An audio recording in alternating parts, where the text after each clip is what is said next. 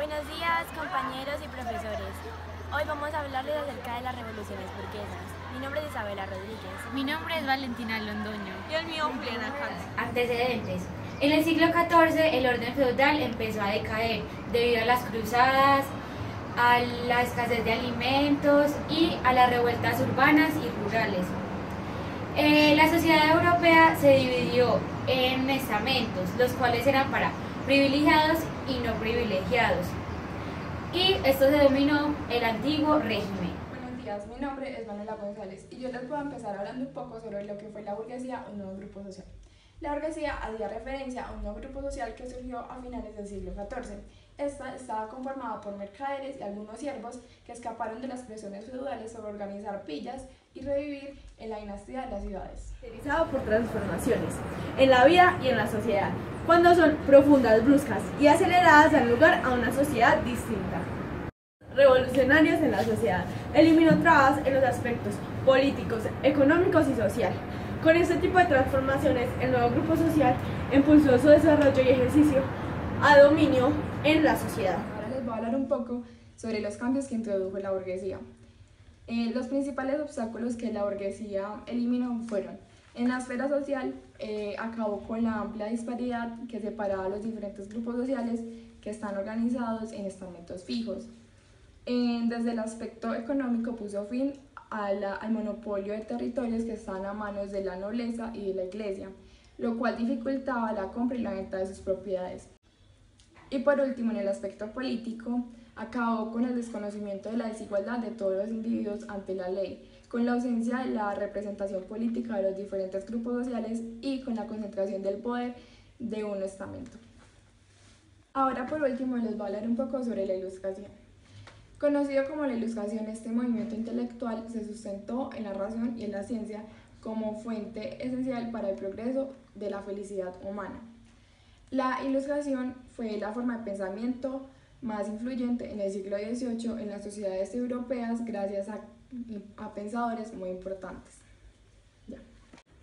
Y por último, las ideas más importantes en la Ilustración son la fuerza del pueblo, el bienestar material, la educación del pueblo y por último, depender del Estado y no de una iglesia. Gracias.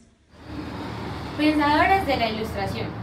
El pensamiento del político Locke fue el fundamental, porque de este derivaron los pensamientos políticos de tres filósofos fundamentales que fueron Montesquieu, Voltaire y Rousseau. Los tres filósofos que definieron el pensamiento ilustrado. La enciclopedia o diccionario de las artes, oficios y ciencias.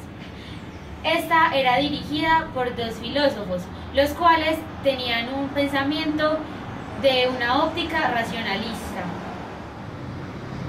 El despotismo ilustrado. La influencia de la Ilustración en Europa ocasionó monarcas absolutos como Federico II de Prusia, Catalina de Rusia y José II de Australia y Carlos II.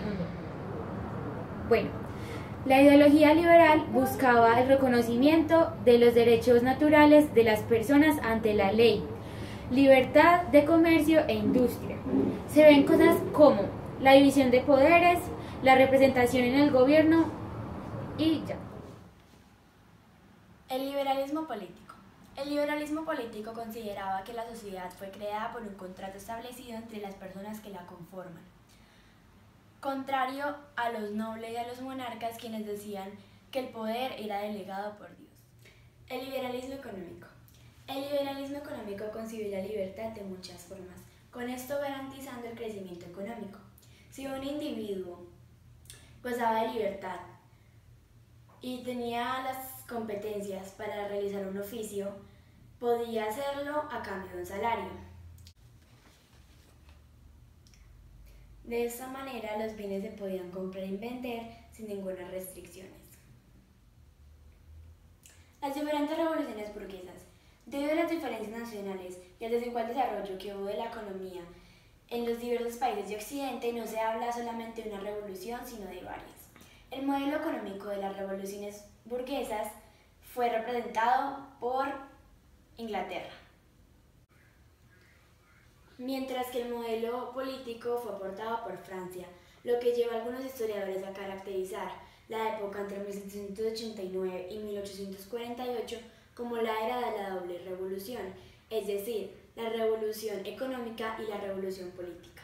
La inglesa se caracteriza por crecimiento económico y activo comercio de las colonias. Los resultados fueron entre 1640 y 1660. La burguesía pactó con la nobleza de organización de una monarquía parlamentaria con representación compartida y sin la participación popular. 13 colonias. Las 13 colonias norteamericanas sublevaron con las trabas económicas y políticas inglesas. Las burguesas lograron la independencia política de Inglaterra e instauraron un régimen que les permitió hacer negocios. Francia presentaba una economía muy débil por las trabas que presentaba la nobleza. Eso hacía que no hubiera unificación del mercado.